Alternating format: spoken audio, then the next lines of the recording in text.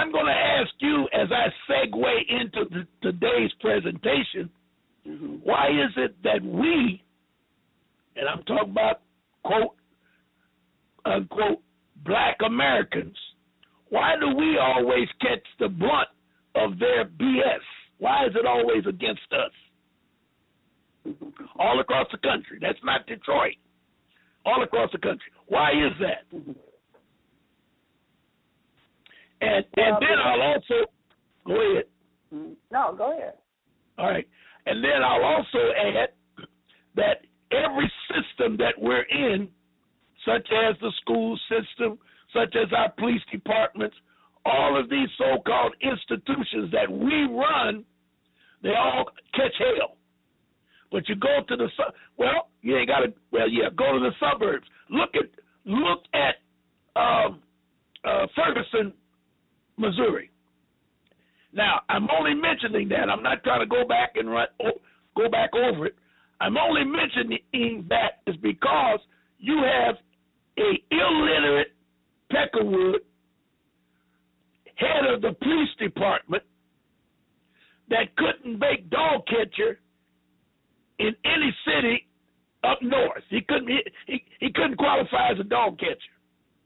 But yet he's a chief of police running the community that's 70% black, and all of the city officials is 85 to 95% white.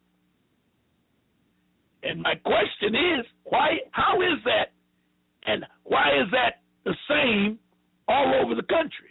Now, you're going to say, or most people will say, well, it's not that way in Las Vegas. It's not that way in Arizona. Some more isolated place. Well, I would venture to say to you, any community that becomes 25% or more Afro-American or black, let's just say black, the dynamics and the politics of that community immediately changes for the worse for those blacks. Even when you move into say that you have plenty of money and you move into a very beautiful home in the suburbs, okay? Well, they'll greet you. So you come in, you're 1%. So in the next 10 years, it's up to 15% black, all professionals. But now they begin to move out, and eventually it's going to become 50%, 45 to 50% black. And once the Europeans get out, the property value and all of the good values of living in those areas start to decline. And again, I'll ask, why is that? And we're not going to say that black people are not, good citizens. That's a bad word to say. That they're ignorant, or they're cave people, or they just tear up the communities.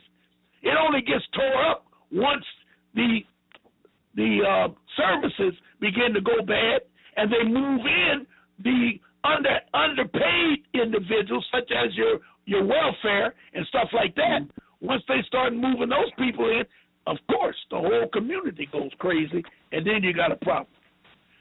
So I'm back to square one to ask you, why is that? Now, I'm going to give you the answer that I've been working on, and I'm still working on, and I'm going to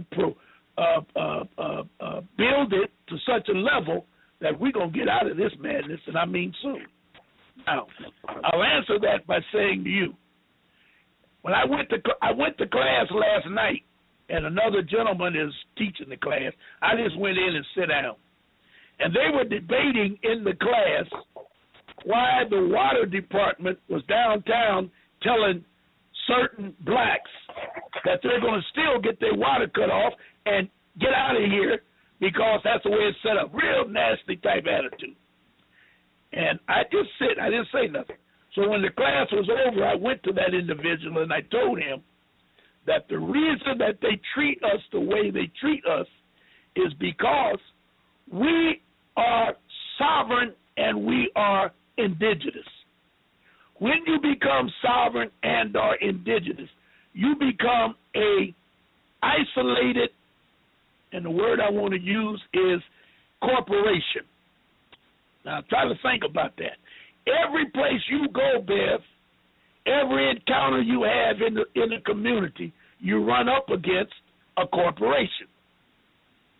Now, I've already said that corporation, trust, and I'm going to come back to trust, corporations, institutions, government, state,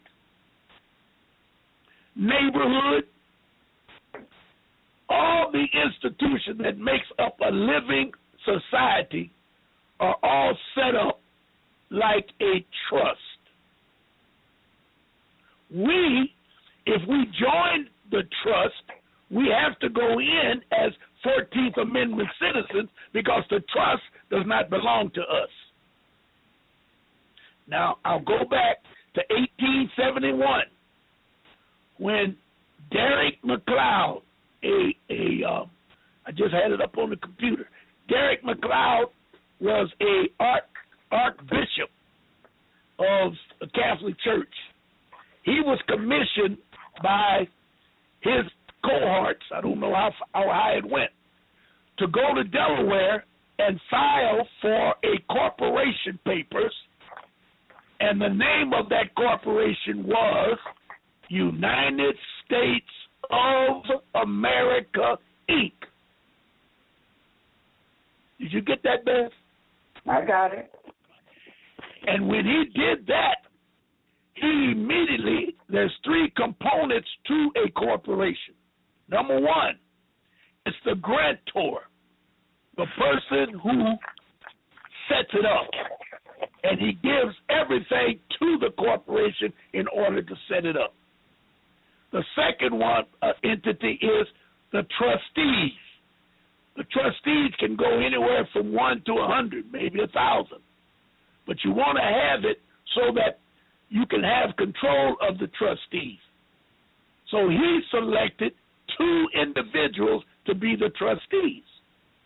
Those persons were the seat of government of England, which was the Queen at the time. Notice I said the seat. And the seat of the Vatican, which was I don't know which one was in 1800, but the Pope that was in office in 1871 became a trustee. And every Pope since then are trustees of United States of America. Now, the beneficiaries of the trust were the citizens of Washington, D.C. So now you got to say, who was the citizens of Washington, D.C.? And they put in the bylaws that the citizens of Washington, D.C. were known as 14th Amendment citizens who were born or naturalized in United States of America. Now, all you got to do is just sit down and think about that for a minute. So that means that every person that lives in United States is a citizen of Washington, D.C. by default. Why default? Because no one asked to be a citizen. So according to corporate law, you were declared a citizen because you didn't say, no, I don't want to be a citizen of Washington, D.C. So that throws you into all of the debt of Washington, D.C., Inc. Now, Washington, D.C., United States was founded with George Washington. They were in debt when they formed the government in 1789, when the United States was founded. They were in debt because of the Revolutionary War. They borrowed the money from the international banksters who were so smart and know the game they lent money to both sides of the war so that whoever won would owe them money. Or better yet, both sides owes money. So they tried everything they could, they, meaning George Washington, Andrew Jackson, and all them crooks, did everything they could to try and meet the deadlines for payment, but couldn't do it. So they immediately began to work from 1789 all the way up to 1871 to establish a government with citizens who would be in debt to pay the debt. That's why we are in debt and will always be in debt, because the debt of the United States is in the trillions of dollars. So everything you own belongs to Washington, D.C., who has to give it to England and the Pope. And it's all done by acquiescence, because no one has declared themselves. Now, since you don't know about it, it's where the trick comes in. Since you don't know about this information, when you walk out of the house today, everywhere you go, you walk into a trust that's been set up. Your block club, it belongs to the city, which is a corporation. The corporation has its own rules. It has its own bylaws.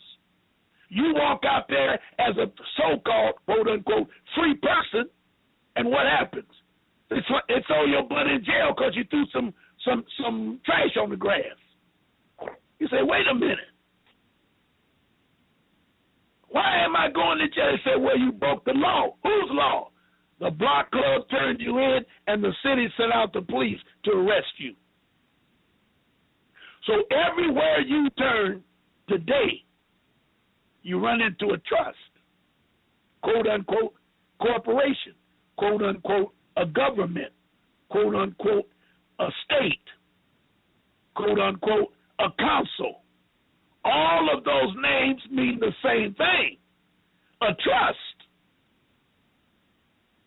Now, why is there a problem? Because you, trying to be independent, want to be a Moor, they cannot recognize you as a Moor, because in order to keep you a slave, they must keep your nationality away from you. We are the only ones on earth catching hell. We are the only ones on earth that the government, listen carefully, passed laws that we were second-class citizens. We're the only ones. And every one of y'all have fell for the lie. Well, I don't know why y'all cry and cry. The Irish were discriminated against, and the Africans were racist against. All of that bull crap that you fell into. But the truth is, none of those people, none of those nationalities have ever been in a government that had laws in the government that you could be shot on sight. You could be hung. They didn't have Jim Crow. They didn't have city ordinances. They didn't have Willie Lynch. They didn't have laws of lynching was legal, that type of thing. They didn't have that. We are the only ones that had it. So now you have to ask yourself, how did that be? How did that come about? Well, it's very important to know, believe it or not, since our history has been an oral history. Think about this. Our history has always been oral. When the Europeans showed up, Johnny come lately, he was given the power to write. So he began to write down everything that he saw us do. Granny, that's why they had to destroy the black family, because the black family was a trust in oral government. In oral government, Granny was the kingpin. Granny Granny was the trustee. Granny was the one that ran the family and dictated what would and would not be. She had every answer for every question you could possibly come up with. We don't realize it today. We hate Granny. We don't want to go see Granny. And they've done everything they could to make Granny be so out to lunch. With all of you blackies today wanting everything now, I don't know how they did that. I'm not a psychiatrist. But there's something about black people that we don't want to wait and build a nest of treasures for 5 years from now. We want it all right now. So using that as a machine, they have completely destroyed the granny concept. We don't give a damn about our mamas. And you know we don't give a damn about our sisters, but we talk about them every day, being those nasty words that I don't even want to talk about. And the European will pay the males, them young punks, to use all that bad language so that they can destroy our black women. And we sit back and take it. You dig it? Yeah, we got it. So now, what can we do to correct it? Well, the first thing we must do, since Granny's gone, we need to start studying a trust. And see, the most difficult thing that any nation can do, that's another word that means trust, a nation. A tribe is a trust. Because there's always a kingpin, there's always somebody gave it to them, a grantor, all the things that make a trust. All they did was copy. There's 3 parts to a trust: a grantor, a trustee, and the beneficiaries. Well, we all know the beneficiaries would be the children of the family. We know that. What we can't put together is the grantor and the trustees. But the problem is they have literally, and every time I hear it, I just look at them and say, boy, we got a long way to go. They tricked us to say the reason we're in the state that we're in is because we don't unite. Yeah. And we believe that.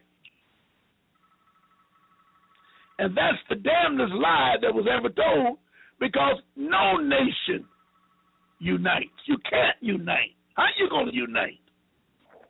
If you look at the word unity, the question is, how do you do that? Now, I don't claim to be all around the world. Like my uncle used to say, I've been around the world twice, met everybody 3 times. I'm not going to tell that lie. But I've had my share of travel. And I'm going to tell you right now, the worst family of nations of people that I've ever seen was the Jews. The Jewish people fight like cats and dogs over in Israel. Then you look at the Arabs. Now, if you look at them as the Arabs as a whole, they fight each other every day. So now, those are just 2. And I know everybody can name right here in the city. These Arabs hate each other. They hate each other, especially those that came over back when I was in the business of milk and party stores and trying to save these black stores. They hated each other because they were using each other as slaves. Most of them couldn't speak English well, but in order to become a citizen, one of the rules, and I know we got a lot of people out there that's got in-laws that's been in the slammer. And I'll ask one question. How do you get out of the slammer? When your time is up, do they take you to the gate and open the door? No. What do? They have to make sure you have a place to live and have a job or a place to find a job so you don't become a burden to the community. So all of those Arabs, all of those so-called immigrants that come into the United States, the reason they come to the black community because there's money in the black community, and they can build their own communities by coming in and setting up businesses in our community. And we fall for it every time. We got a new group coming in within the next 6 months, and they've already named the cities, and they're sending them straight to the large urban cities, and that is the Guatemalans and the Colombians that are being ran out of Mexico and South America because of the drug lords. They're going to bring them and put them in the black community. Guess where they're going in Detroit, Beverly? Yeah. You have any idea where they're going? Oh, I know they're coming in the black community. But guess what? Redford High School, what do they do? You know, they tore Redford down, right? Yeah. And they're putting up a Walmart, right? Right. And Walmart's going to sit right in Brightmoor, right? Mm-hmm. They're going to bring those people, and they're going to put them right in Brightmoor and build They already building new houses over there. Yes, they are. And they're all earmarked they're earmarked for the immigrants. And the reason they're doing it, number one, they don't have to worry about them putting burdens on the Europeans because they're going to build their own right in the city. And number two, once they teach them how to go to school, they'll become a voting bloc, and they'll take away the voting power of Detroit, and we'll have a white Peckerwood mayor every time. See, we don't have any blacks that have the vision. I haven't met them. I say out there, I apologize. But I haven't heard anybody speak on what they're really doing to the city that makes them nothing more than racist pigs. That's all you can call them. And as long as they talking to or being interviewed by an idiot black that have no idea what they're talking about, they go to college and learn how to ask questions, and that's it. No depth, no second follow-up questions, and they get high praises as being one of the best. We got them old blackies on television, 7, 2, and 4. They've been there ever since I've been in Detroit, almost all the time. And they do nothing but do what the European wants them to do. And let's just say that's cool. But we got 2 black papers. We got a black radio station that they could do some moonlighting or something to build those places up, especially the Michigan Citizen, so that we could have a daily black paper, or go over to Highland Park and build up the black radio station, television station, so they can have a news cast over there. But due to, I don't know, it's got to be ignorance on our part, because if we don't build these independent trusts, that's the key. I don't want to unite with none of you blackies. None. But what I will do, I'll set up Articles of Confederation and unite on the issues of the Article of Confederation. That's how it's done. That's why they couldn't defeat the quote-unquote, the Indian, quote-unquote, the black man, because each one of them had their own family trust, and they couldn't figure out how to destroy them. Right now, they can't destroy Africa because they have independent trust. If you go in a city like Ghana and the population is 1 million, you can almost say they got 900,000 trusts in that city. And if you Europeans come in there and start doing some crap like they're doing now, want to come in and steal the oil or come in and do this, they'll make a confederation, and you ain't going to steal a damn thing out of here. And if we find any one of these blackies that have a trust that's going to unite with the European, we going to off him too. He got to go with the European. Whew. You telling?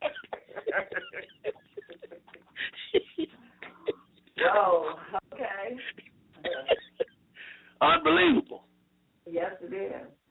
It is. So what about when I hear people saying I hear Europeans say that they are natural-born citizens. Is they still saying that they are 14th Amendment citizens? Yes. Yes. If you read the Immigration Act, or better yet, if you read the 14th Amendment, it says natural-born citizens or born in the United States. That's how they reached us, because they had the 14th Amendment was to catch us, nobody else but us, so that we'd have the argument that I'm having right now that we do not want to be 14th Amendment citizens. See, that's where the problem is. You can't be a 14th Amendment citizen and then turn around and say you sovereign. How is that possible? When the original Constitution said created under God, who made you a citizen or made you sovereign, which is another word for trust. It's another word for trust. To be sovereign, you one person. Think about that. A sovereign individual cannot have someone to represent him. If he does, he's not sovereign. So if I build my trust and I got everybody that I want in my trust, I can protect them through my trust. Then I'm going to set up my ministers of information, ministers of army, minister of, that's another one, that's Interia. That's another one. They got about 5 ministers that go with all trust, and their job is to protect the beneficiaries that's in your trust. And since they can't, say again? Say that again. Say that part again. The 5, you say they got the 5. Okay. You got approximately 5 ministers that can be appointed by the trustees that's in the trust. Those ministers have jobs. For example, if you're in my trust, Beth, and you get caught out in Bloomfield, I'm going to send my minister of information to Bloomfield to get you out.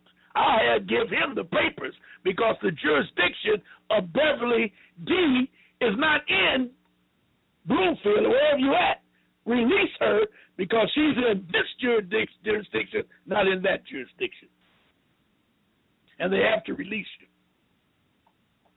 That's why you don't see too many, can I say foreigners? Can I say, I'll say foreigners. You don't see foreigners in jail.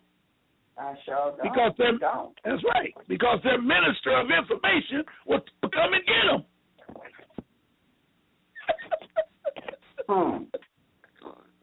That's right. Yes. Yes. It's unbelievable. And if I am the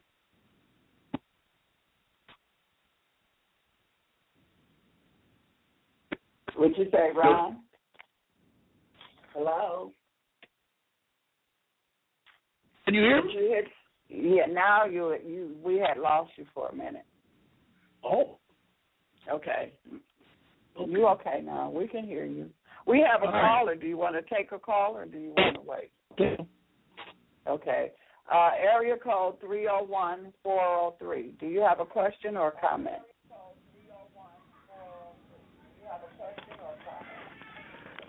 Yes. We hear you. Yes. I wanted to say this about what he was commenting about the history. The history of Ron was saying is very true. Speak for itself. If everybody need to look at the history, like 800 when the Moors was ruling the country, they had control of everything. The Europeans took all their knowledge and used it against us because we are gods. All black melanin people are gods. So they took our godly out of us. Then they used this fake make believe Jesus like witchcraft on us to take our souls and minds. And just like they came into this country, they tricked us. They told us put us through this war, and saying that we owe money to nothing that we accepted. Just like all these bills, they break it up. All these bills that they signing, they outlawed them. We didn't sign none of the bills. So then they come to you asking you for money. You know what I mean? And it's like what Ron is. That's what I'm saying. He's here. That's one thing about a Moor. A Moor is supposed to be. He's more of doing his job as what the Creator want him to do on Earth, and just keep doing the good work, Moor. And I appreciate it. Now I can't say too much else. Thank you for listening. We appreciate you listening. And one more thing. Go ahead. Wait a minute. Go ahead. One more thing about the mom. Yeah. About the mom, they had totally wiped out the grannies because, see, back in the day, granny used to sit you on your lap and tap that butt when you was doing wrong and say, boy, you need to learn this, boy, you need to learn that. And since then, they changed everything. He's totally correct. Yep. Yeah, and wanted to tell me too that the army had came to my house, tried to recruit my son in the military, and before he even came up the step, I told him, look, you ain't got to come no farther because he's not interested. So he was like, oh, okay then. I said, so you can. I said, he said, no. I said, no, we ain't interested. I said, my father was in it, but I said, we not interested. So he was like, well, it's a good opportunity. I said, look, you go on about your way, sir. You know what I mean? You ain't got to come up the steps. But yeah, they out here. They trying to get us though. But we got to stay focused and wake up. Yes. Thank you, caller. Appreciate your call. Yep. We have another call. Area code 973-279. Good evening. Hi, Miss Beverly and Mr. March. Yes, hello. I'm on the East Coast. I have a question. I've been really trying to connect all my dots, and everything is like a puzzle with operating more on the private side. It's not completely on the private side, but I actually work in the public job. So it's like I have one foot in and 1 foot out. Mentally, I'm not there. Spiritually, I'm not there, but physically, I am. All right. I have a dilemma. I've been listening to your show for several months, and the very same things that are happening in Detroit are happening in the community in which I live. And they're honestly taking everything away from a small percentage of the citizens who actually holds up the tax base. Yes. And it's like the system is raping us in broad daylight, and most people are in dark. We even recently have something on that's being tabled concerning even how they're going to move our water supply from an open reservoir into some form of tank situation, which I don't necessarily trust because, again, I don't trust none of the government that's operating. My local government, my county government, the state government is questionable. All right. I have a situation within my family. My mother died suddenly, and we have an estate that's been in the courts and in probate, and it's being contested at this point. But in the meantime, there's a private investor that actually just targeted all my mother's assets, and I'm just finding out the information now. I just recently became privy to some paperwork that looked so fictitious, but it was actually filed in our county courts. So I'm racing against time, and I'm not exactly sure what to do because we do not have a private irrevocable trust set up at this time. And I'm wondering if it's possible to even try to do that and then still go back after this third-party debt collector who just happened to want to take property that was paid off in full for tax liens. And the reason why these liens are occurring is the person who actually has been managing the estate has not been meeting their requirements. But now they're calling on me for help. Well, the judge or the courts appoint someone to be the overseer of the property? Excuse me? You're breaking up, Ron. Oh. Just talk into the phone. We can hear you better. All right. They made my brother the administratrix one day when I wasn't in court. And apparently within the last 3 years, he has allowed all of the properties to fall into some form of tax arrears. He's just been trying to keep up. In one situation, he was telling me there was a lien of $8,000, but yet the interest is like $35,000. That makes no sense to me. Right. What city are you in? I'm in Paterson, New Jersey. Okay. Have you ever heard of Taj? Have you ever heard of Taj Tariq Bey? Taj Tariq? Yes, Bey. No. Taj. I tell you what. T-A-J? Yes. Tariq? Yes. Okay. Bey. She needs to contact you, Ron, so you can give her the information. I was just getting ready to tell her. Here's my email address, ronmarkshow@yahoo.com. Email me, and I'm going to give you a name or a couple of names that's on the East Coast that could probably, ain't no probably to it. They can do better or do more for you than I can do. I'll give you what I think you should do, but you need somebody over there to watch. Right, because the lawyers, even the lawyer, I believe that the lawyer even have a investor that actually went in there. It's all cahoots, and I see it from all different angles. But you know, when you're dealing with family and they're pulling in a million and one directions, but in the meantime they're capitalizing on everybody's being scattered. How much money would you say the estate is worth? At this point, considering the true market value, I would want to say combined about maybe $700,000-800,000. Good God!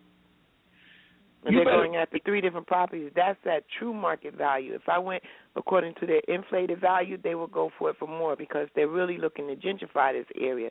The very same things that they're doing in Detroit, they're doing in my city. Yeah.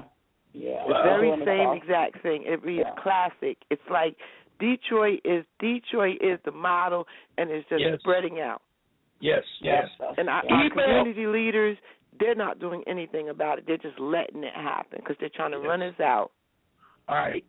Email me tonight, and I'll do what I can and give you the address to these brothers that's over there that can possibly help you. Okay. I do appreciate it. All right. Thank you, caller. All right. Thank you so much, and your show is awesome. I don't know what we would do without these type of opportunities just to even learn it's in our face, but no one knew to look because we weren't taught. Right. You're right. And you cannot trust lawyers no more. They're just all about money.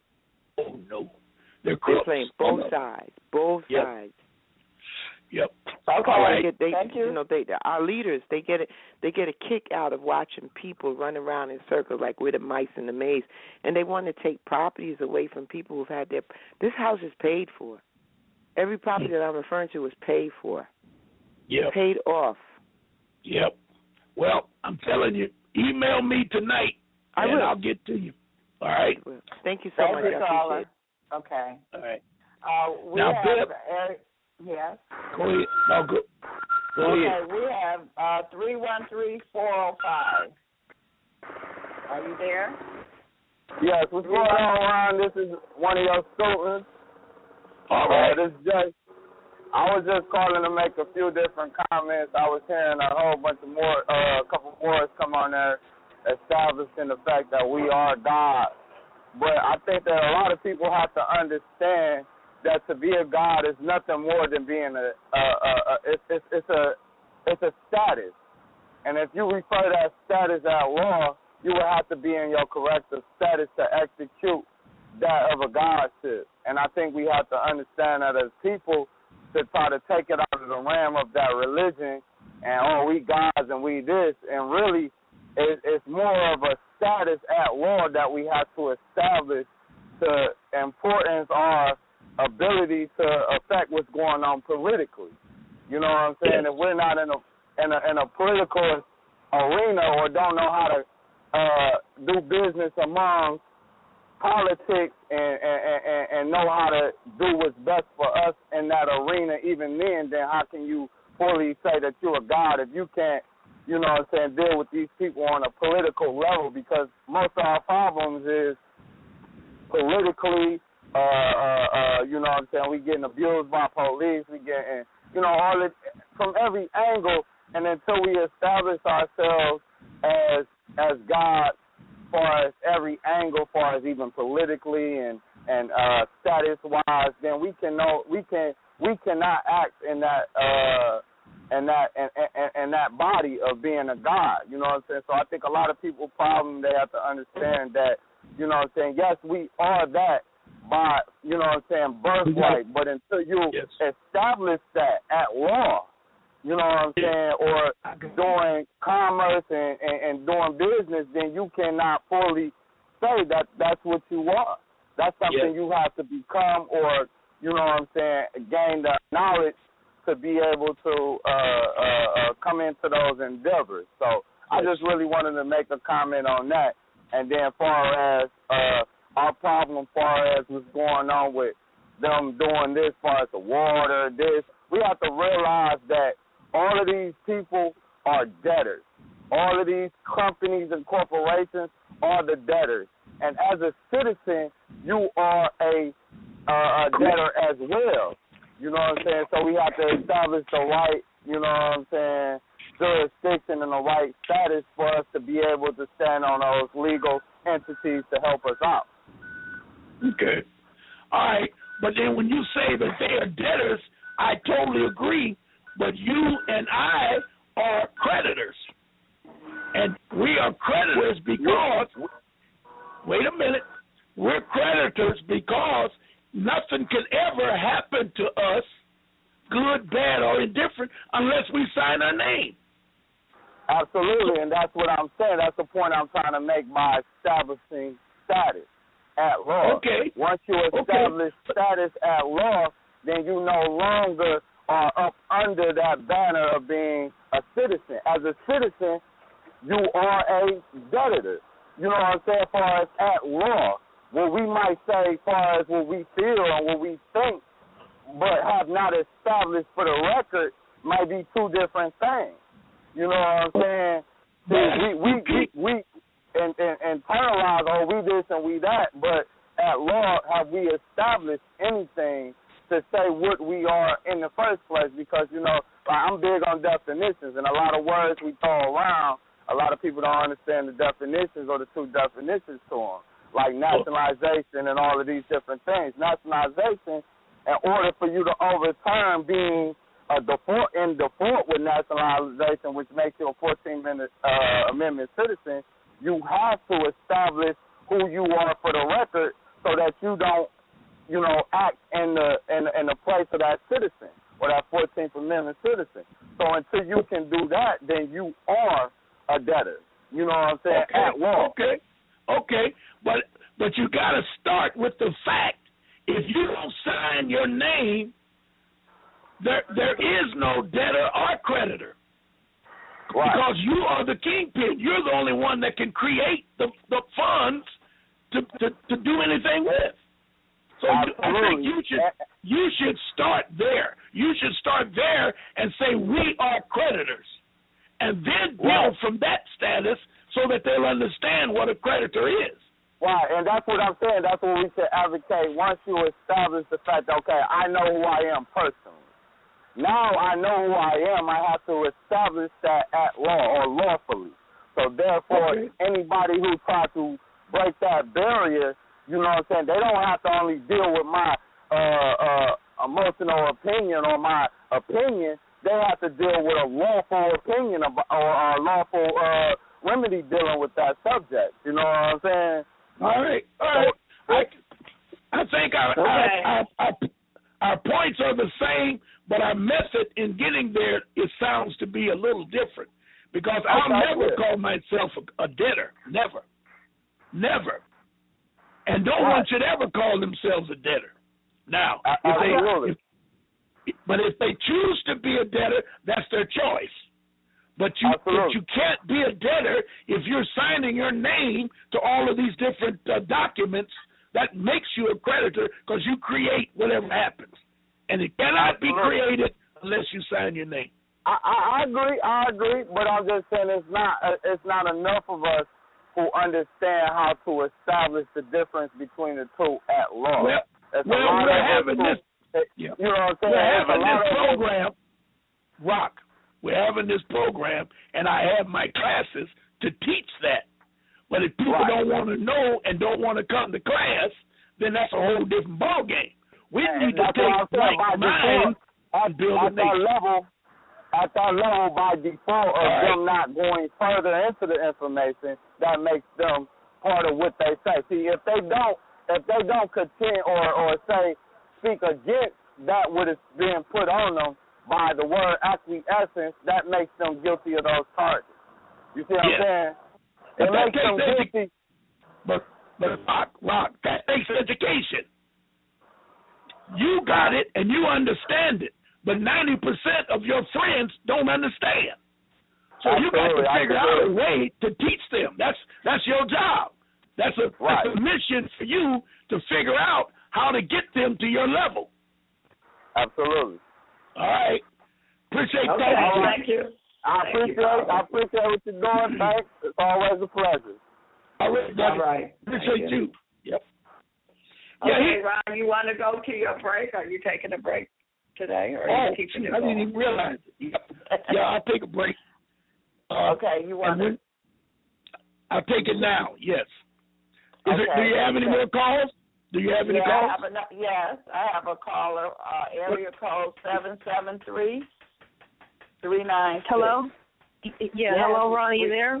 Yes, I'm here. Okay, I know you're going to go on your break right now. I just want to keep you abreast of the ticket that you said that I sent in approximately a month ago now. I sent it in, as you stated, in red. I refused to contract with you and signed it and reserved my rights. And I'm letting you know right now, Ron, I have heard nothing yet. And I sent it certified mail, as you stated. I have heard nothing yet. All right, here's what you do. Don't count your chickens yet, because they will wait 60 days, so you'll be in default, and they'll send you a little white card and tell you on the card that you are now in default. Do not, under any circumstance, miss the court date. You look on the back of the card, it says call this number to set up a court date. You got it? You're going to have to call that number and set up a court date and take all your paperwork with you when you go down there. Okay, the certified ticket. Take the first certified ticket. Take a copy of the ticket that I told you to take a copy of it, so you show them that of what you sent. Okay. Now we did it. We've been whooping their butt with that in Detroit. So what they did, and I don't know where you're from offhand, but what they did, they say, okay, since you're in default and we got to set you up a new court date, you have to pay the fine in order to get the court date. Okay. Now, I don't know if they that ruthless where you are, but that's what they did to us. I had $472 they told me I had to pay. because they caught me on some trash, and I did all that, and then they kept my money for at least 45 days before the trial. And when I went into that trial, young lady, I had more paperwork. I would have killed that judge. And all of a sudden, the bailiff stood up. We started the trial, or better at the court, and the bailiff come in and called off 10 names, and I was one of the names. And they said, all charges been dropped. Y'all can go home. Wow. I started cussing. He said, you can't cuss. I said, God, somebody going to give me my money. Y'all got my money. And Right. so he said, you got to go downstairs and they'll send it to you in the mail. No, you're going to get. I went downstairs and I was real nice. You got to be nice when you're down there. Right. Long story short, the girl cut me a check. The sister in the back there, she cut me a check. She said, Ron, I ain't got no cash. I said, I don't care. She said, I cut you a check. I said, cut that check, baby. She cut me a check right there. And I went back to the courtroom and hollered in the room, I got my money, and took off running. I ran on out of there. Wow. Okay. Well, look on the back of the ticket and don't miss the court date. It'll say call. If it'll say something like if you disagree, you got to call for a court date. Okay. Do not miss that court date. Okay. All right. Okay. Thank you very much, Ron. All right. Thank you. Okay. Thank you, Carl. Woo. Okay, Ron, you got to take a 10-minute break. Yeah. Okay. Okay. So, we have another caller, and then you can get back to the information. Okay. Go ahead. Let me see. Wait a minute. Let me see. Okay, that's okay. They dropped off. They'll call back. Okay. All right. Okay. So what's happening now, Bev, is we need to learn more about trust. Mm-hmm. And in order for us to communicate, we have to be on the same level as our communicators, meaning we have to be on the same level as the United States of America, Inc., because it's only a corporation. You get it? Right. So if you file for a trust, or not file, if you apply a trust, you can build your nation in your trust and then take all of the, I want to say ingredients, but all of the tools that come with a trust, you can use that so that you can protect yourself and your beneficiaries, whoever they may be. So, when we look at what was in United States prior to the European, we have to say there were millions of trusts or millions of grannies. You get it? Yeah. See, we've been taught sideways, and it was done for a reason. And if we don't shake our education, and we got to replace it, don't get me wrong, but if we don't start reading and studying and having more sessions like what you and I are having now, we'll never get out of this madness that we're in. And the only survival is to become a 17th Amendment citizen. And that's what we've been all the time, and we are footing the bill for the world. Because all of our monies and properties goes to the Pope and the Queen, who's setting up wars all over the world for their benefit, to reap the energies and the elements from other countries. They're doing it with our labor and property. Even when you look at, for example, the voting registration card, everybody, all of our Uncle Remus, let me get calmed down. Most of our so-called Negro leaders of the civil rights all-stars all they talk about is we got to get out and vote. Well, the voting has always been at a level of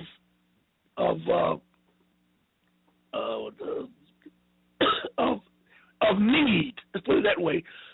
But we've never received anything that we've ever voted for. We've never been able to get.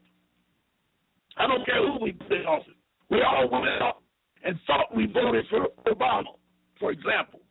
So let's just say that black folks put Obama in office. Let's just say that. What has he done for you? He's passing laws that are more detrimental to our way of life than Bush and Cheney and Clinton and all them old Europeans put together. And they want us to continue to vote because they make excuses for Obama. Now, understand me clearly. I don't make excuses for him. I don't cut him off. I know who he is, and I know where his power lies. I'm not an individual who can think that someone in office, they're going to free us. That will never happen. And we need to think about that. But you got some black folks today that will literally fight you if you start talking against Obama. So the mentality of us have to change. But we don't have time, like I was trying to tell that young blood that called in, we don't have time to change everybody's mind. We don't have time to go out and unite all black folks. We got to take all like-minded individuals and move forward. This is why I gave up the class, because I'm ready to move forward, and I want those of like minds to come out of that class and come to a higher level. Yeah. You kind of get it? You got another call. You want to take another call? Yes. We'll take them as they come in. Okay. Area code 404-931. Area code 404.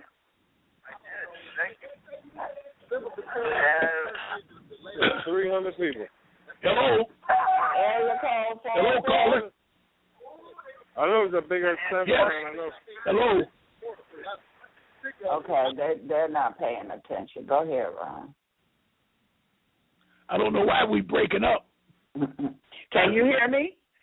Yes. Okay. You kind of rattled out a little bit. Yes, I heard you. Okay. Yep. Are you there now? Okay, go ahead. Yes, I'm here. You can continue. Okay. All right. So what I'm really saying is we got to take like minds, Beth, and move forward. We need to know more about trust. And my position now is to set up. I got 3 young men that has a extended knowledge of trust, and I mean they have extended knowledge of trust. I'm going to set up classes so that we can bring people in to that level. But first of all, the people have to understand what it's going to do for them. And that's the most important factor. And I'm going to tell you right now, if you get an irrevocable trust, set up the instruments correctly, you are as powerful as United States of America. Irrevocable trust. Yes.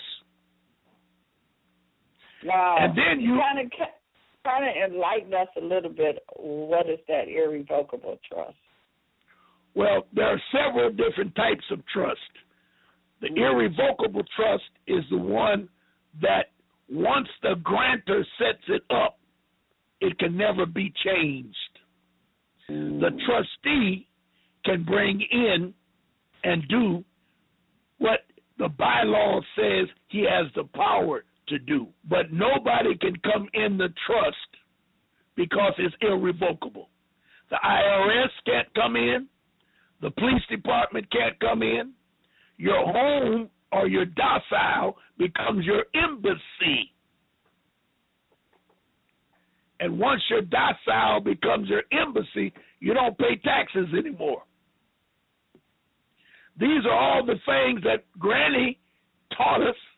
These are the things that Noble Drew Ali talked about, but didn't have a chance to explain to the people exactly what it was.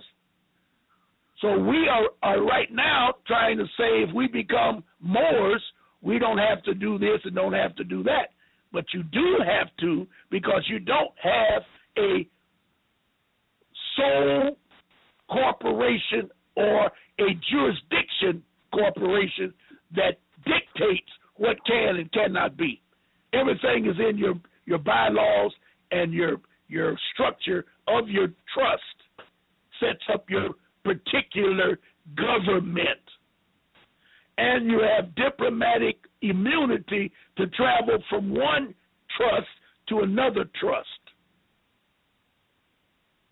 So just say I was leaving the west side going to the east side to visit you. I'm leaving my trust and I'm going over to yours.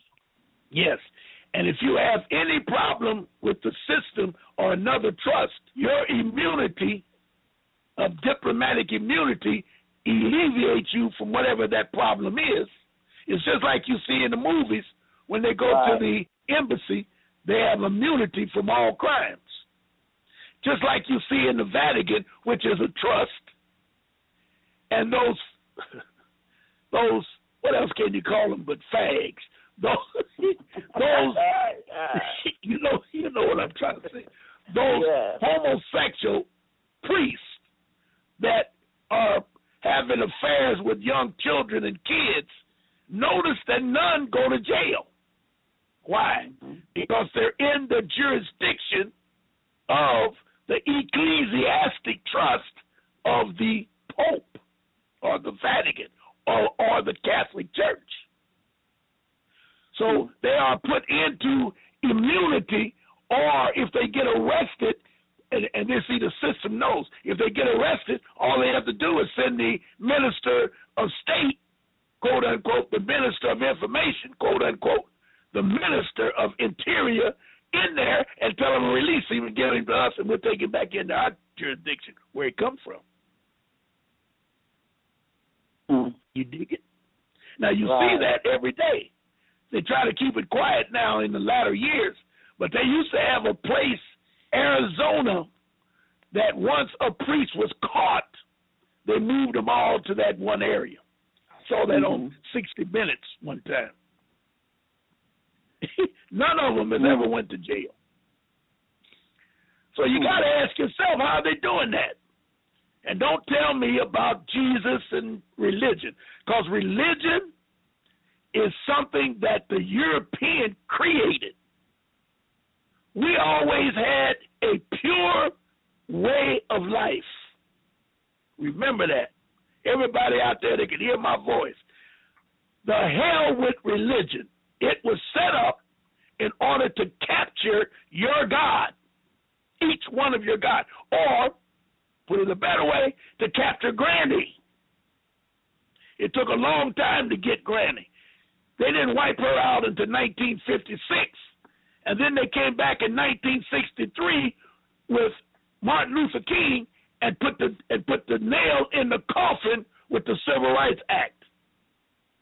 Because you know, Beth, who was the first European, and I'm saying the first, let me say it a better way, who was the first prominent European that marched with Martin Luther King? Now, you know, everybody hated Martin Luther King.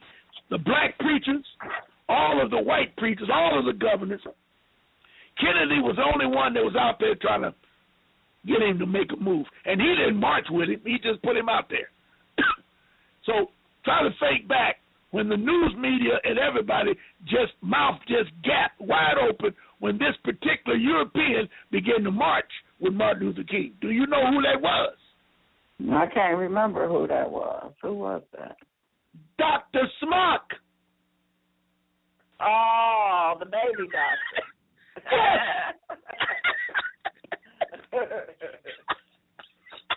Okay.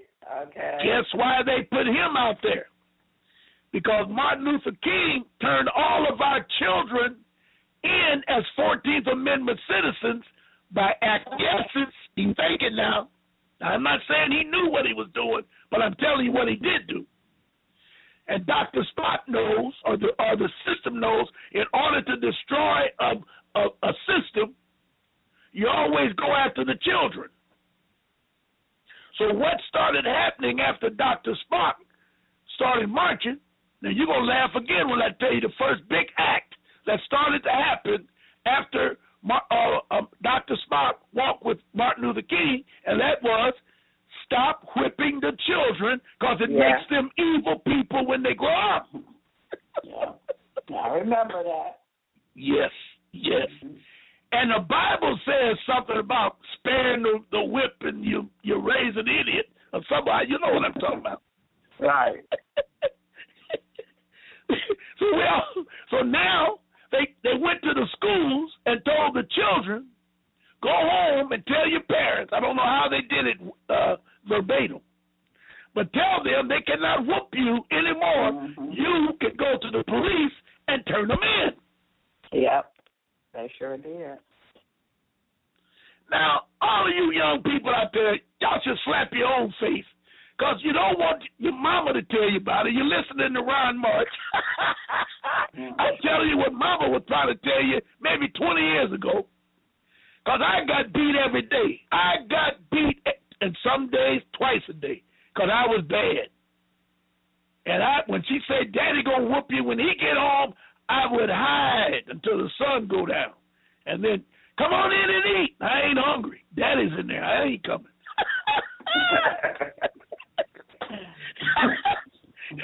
I mean, when it got time to go to bed, all the kids go upstairs to go to bed. Then I tiptoe in. Daddy done laid down. I said, I done got over on this one.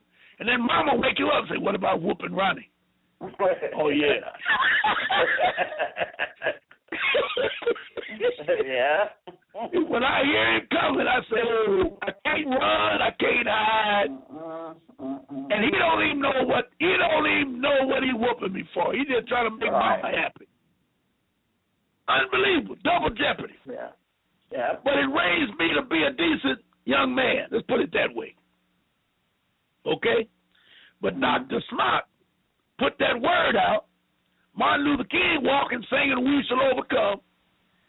Then he signed the Civil Rights Act with the president, gave us all Negroes.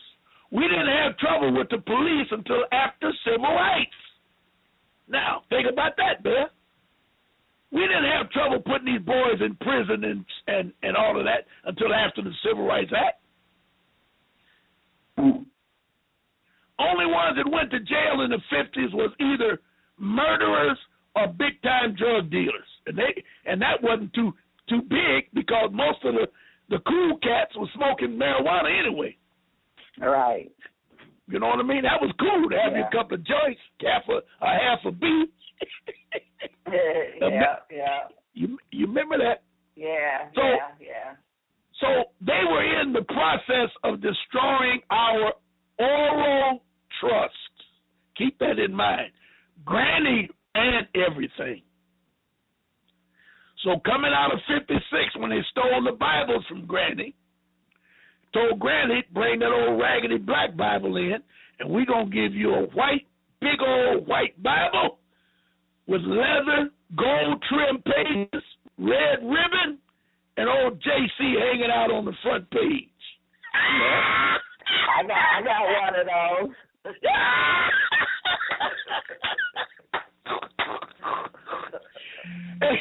And nobody knows how that happened. They tricked Granny. They tricked her. Yeah. Then the next day, after they got all the Bibles and had that big incinerator fire, they told Granny two couple of things. Number one, now you got to pay taxes. I tell you something else. I don't know how old you are there, but I want you to think back as far as you can of anyone in your family that had an automobile. Okay. Now, I remember my grandpa had one of them old ugly, I don't even know, Ford T models, one of them old things. Brown, it was brown. Do you know I ain't never heard him talk about putting license plates on that thing? And he couldn't read or write, so I know he didn't have no driver's license. And I'm talking about 1954, 55, and 56, when I used to go out there with Granny and stay with him in the summertime. Once they burned them Bibles, now they told them they need all this documentation in order to do certain things. Taxes. I ain't never heard them talk about paying taxes. All I heard them talk about was old folks' pension. That's about the only thing I can remember that they were concerned about, getting that check from the government. I don't even remember them going to vote. I'm telling you. Whew. So look how far we've come since the 50s, and I lived during that. I was born in 41. So I was a good age, 13, 14, 15, when I'm talking about what I'm talking about. And I saw it. They were in the process of destroying our trust. I never saw a police officer. They didn't even come in our neighborhood. White Peckerwood cops did not come in our neighborhood. It was unbelievable. We used to go to show on Sunday. Man, we used to go to show. Go ahead. Let me tell you this little story. We used to go to show on Sundays. We'd take your girlfriend. We would give her 25 cents to buy the ticket, maybe about 3 couples, 4 couples. We'd go around the back and jump up and get the fire escape, pop it down, go up the fire escape and stand by the exit door. Because you know, back in them days, they wouldn't let you sit on the first floor. All black folks had to go upstairs in the balcony. So once they sit down, they save their stubs. Once they sit down, get into the movie, one of them come over to the door, open the door, all of us run in, slam the door, sit down.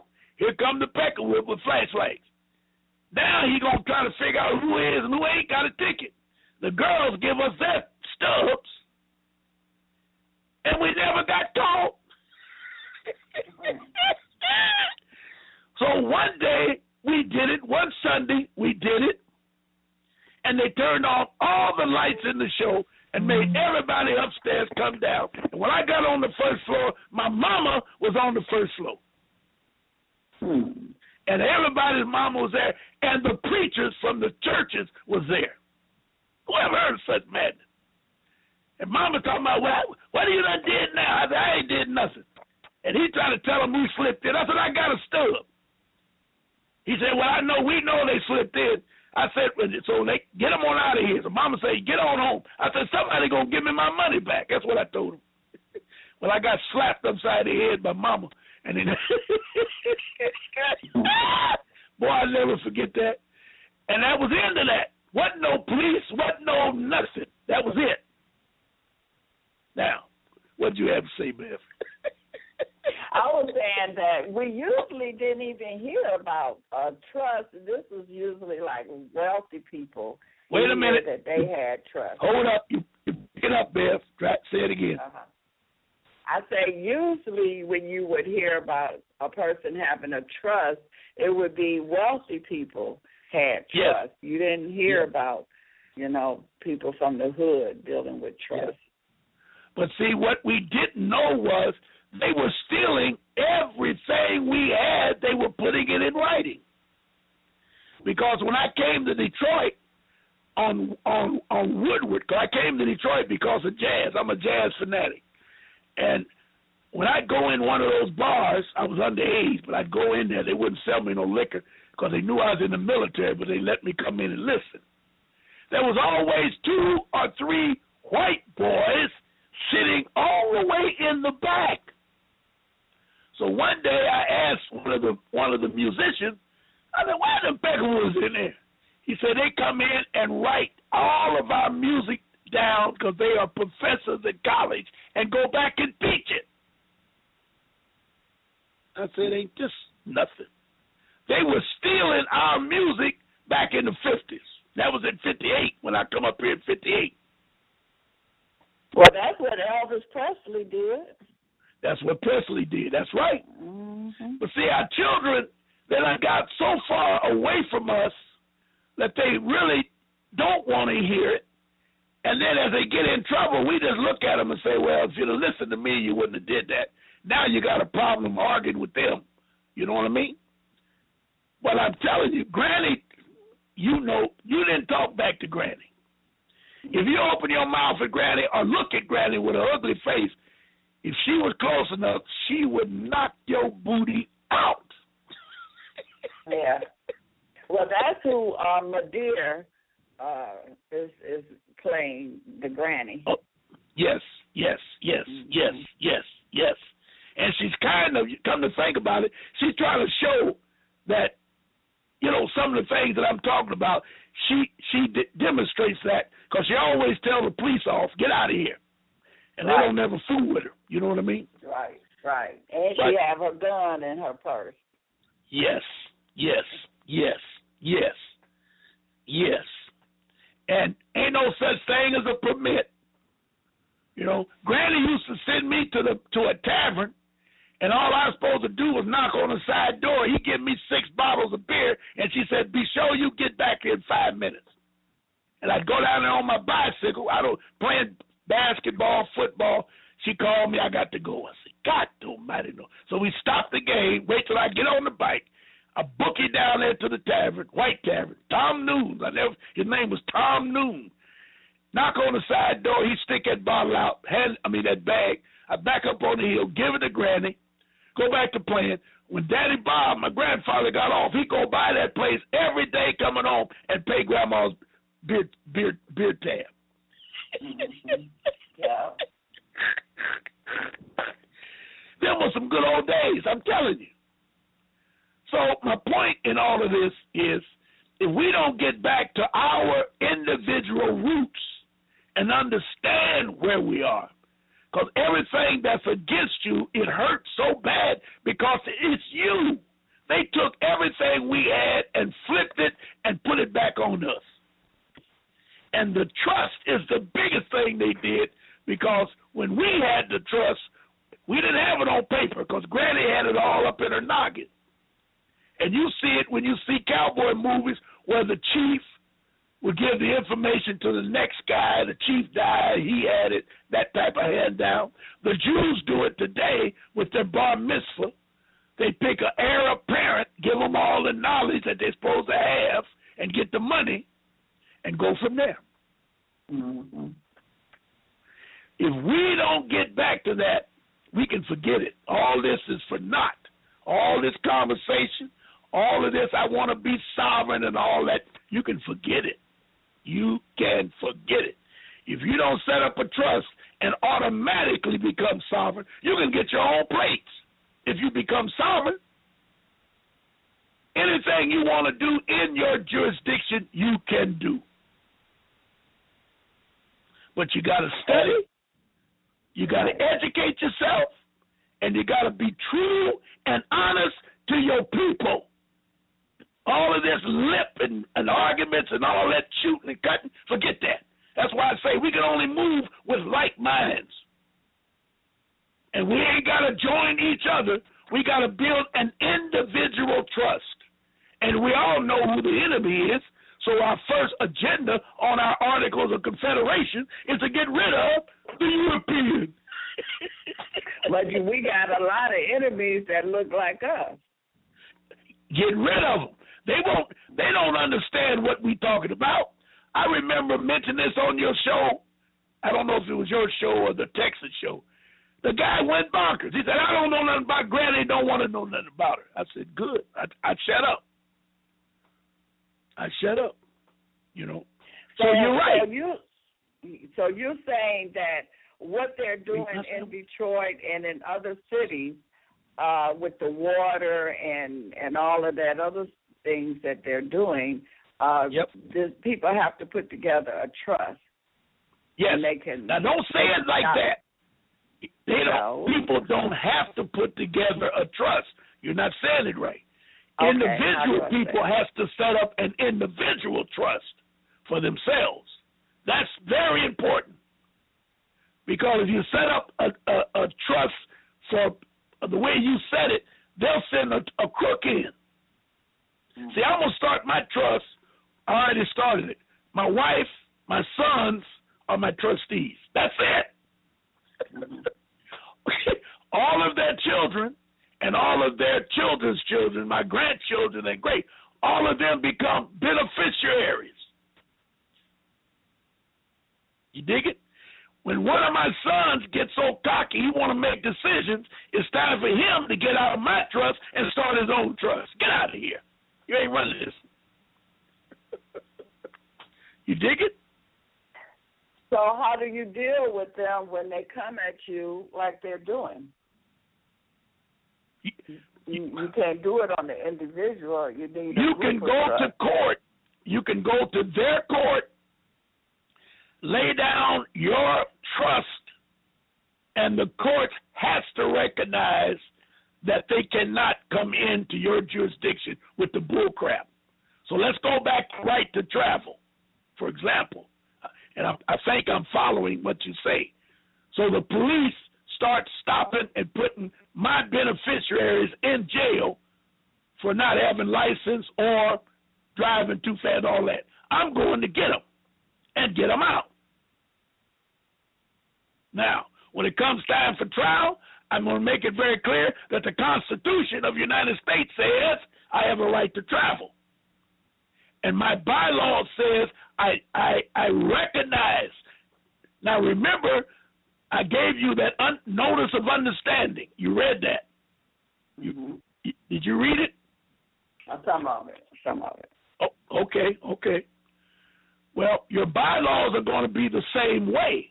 You're going to bring into your trust that you recognize the right to travel. You recognize that you can have a gun.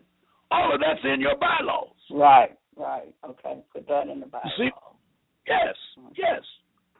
And you can't go into a precinct and tell them we ain't going to stop traffic. We ain't going to pick up people driving 50 tomorrow. We're going to raise the limit driving, speed limit to 150. You can't do that because you ain't a part of their jurisdiction. And they can't come into yours and tell you a damn thing. So what about all these people that they have in their prison corporation? Well, that's a whole different ballgame. That's a whole different ballgame, okay. Yes. And this is something that everybody should recognize. Once you commit a crime in their jurisdiction, you come up under their laws. That's in the Treaty of Peace and Friendship. And that's why Elijah Muhammad always said, obey their laws. Yes. And notice that you see the Nation of Islam standing in the streets selling the newspapers again. They call that activity, I got to think real fast. Oh, there's a name for it. I learned it when I was in Africa. I came back and looked it up. It's in the Constitution. I want to say hawking, but it ain't. It's not hawking. There's a name for it, and you have a right to do it. But if you don't know, then the cops will come and put your ass in jail. But notice, in certain times of the year, you see Europeans standing out in the middle of the street selling them little four-leaf clover things. Right. You know what I'm talking about? Yeah. Yeah, we talked about them, the odd fellows. Yes. Right. Yes. You know what I'm saying? So everybody has their... What about when they have you that you have to have vendor license? All of that's out to lunch. All of that's out to lunch. But you have to find out what the law says that they have written. But remember, they only operate under the color of law. So what you need to do is go and read the law that they say you're breaking, and then you'll understand what you can do. Okay. See, we don't read. We do something so many times, and then the first thing come out of some idiot's mouth, you can't do that. I'll give you a perfect example. If you go to a parking lot and they got a big old sign hanging up, we're not responsible for articles left in the what's your name. Now you've seen that in your car, or you go to a car wash, they say we're not responsible for articles that fall off your car. Well, you out of ignorance say, well, that sounds about right. And I know a guy on the east side, they didn't give him his shit and all that kind of stuff. They tore up my wife's windshield, and I went back and pitched one, and they gave me 10 or 15, I can't remember, free car washes. I told them I'm taking your ass to court because that's a misnomer. If I paid you money, I created a contract, and I gave you that money under, oh, Lord. I can't think of it. But anyway, I created a contract by paying you. You're responsible from your end. Anything that goes through there, you tear it up, you're going to pay for it. If I go into your parking lot and park my car and you take my money, you're responsible because you set up a contract.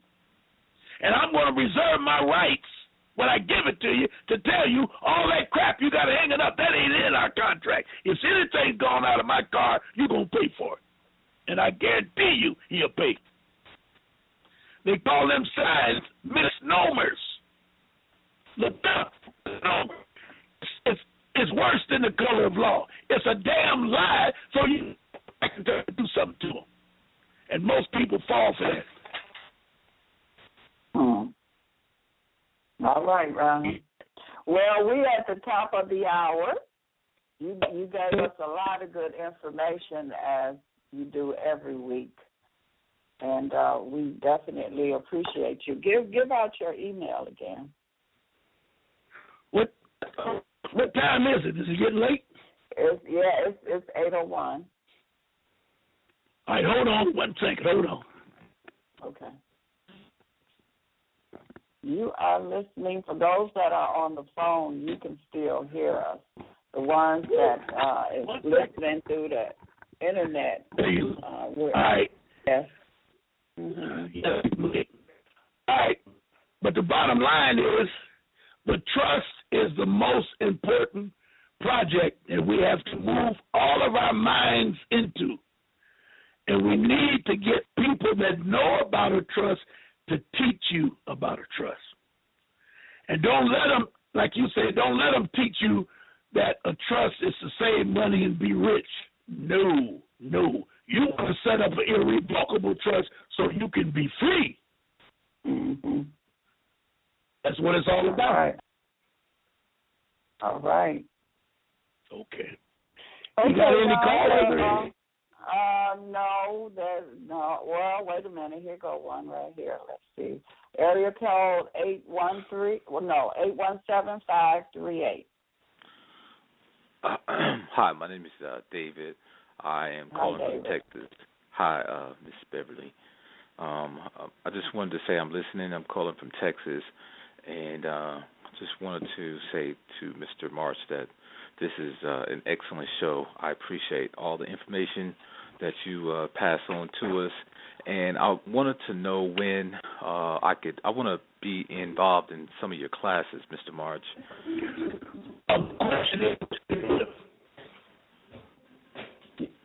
Ron? You hear me? Yes. You was breaking up a little bit. What you say? All right, I'm trying to get upstairs. I was in the basement. Oh, okay. How do I sound now? Yeah, better. Clear. Better. My question is, where do you stay? What city? In Dallas. Dallas. All right. Whew. Right now, I can't answer that. Okay. I got to figure out something on it. Well, your technician, he know how to do it, that you can have online classes, Ron. Oh yeah, I can. Yes. Yeah.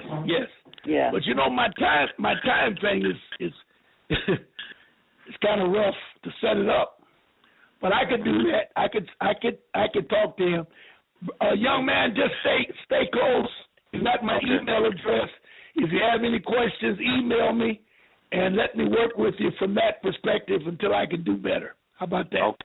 That sounds good, Mr. March. I appreciate you, and I thank you. Every time I call and call your phone number, you always pick it up and talk to me for a few minutes, and I will make a contribution as well. I wish everybody would do $10, $15, $20 or something.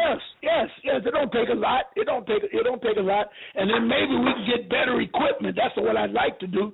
Get better equipment so I come in clear. You know what I mean? Yes, sir. But anyway, I appreciate your thought, and if whatever you can do, I appreciate it. I will make a contribution, Mr. March. I spoke with you a couple of times earlier, and I said I was going to take care of that, so I will do that real soon, within a couple of days. You mean to tell me you promised to take care of it and you didn't do it? I do it now, Mr. March. I do it now because I did say I was going to make a contribution last time. Oh, yeah. I promise I'll do it. I do it now. All right. All right, buddy.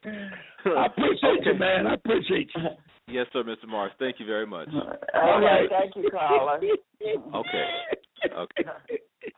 Hey, Bev, a lady called me the other day, 8 o'clock in the morning. Mr. Marsh, did I wake you up? Yeah, she woke me up. Sammy, I got to stay up all night. Scared her to death. Oh, I'm sorry, I'll call back. I said, no, you ain't, because I ain't going to answer if you call back. So you might as well get what you want now, and let's get it over with. Okay. I know she thought I was crazy, but I chilled her out. She was cool. She was real good. Okay. But I said, I get calls, all the time, and I answer every one of them. And, but if they get to in circles like most people can do, tell me the same thing over and over, I said, wait, stop. I don't need to hear all that. Let's go. Let me ask the questions, and then we'll go. That's what lawyers do. Y'all got to remember that. Because lawyers, if you go to the attorney, they're going to charge you for all that gobbledygook you be going to lay out and act like you know something. And if you do something, you wouldn't be calling for help. So you need to listen. And yeah. You know what I'm talking about there. Yep. Well, Ron. Yes. We'll do this again next Wednesday at 6 p.m. Eastern Standard Time. I appreciate you, Beth, because I love doing the show with you because I can feel your vibes, too. You've been listening. Yes. I'll be listening and writing at the time. I'll be writing, too. I'll be getting my notes in. I love it.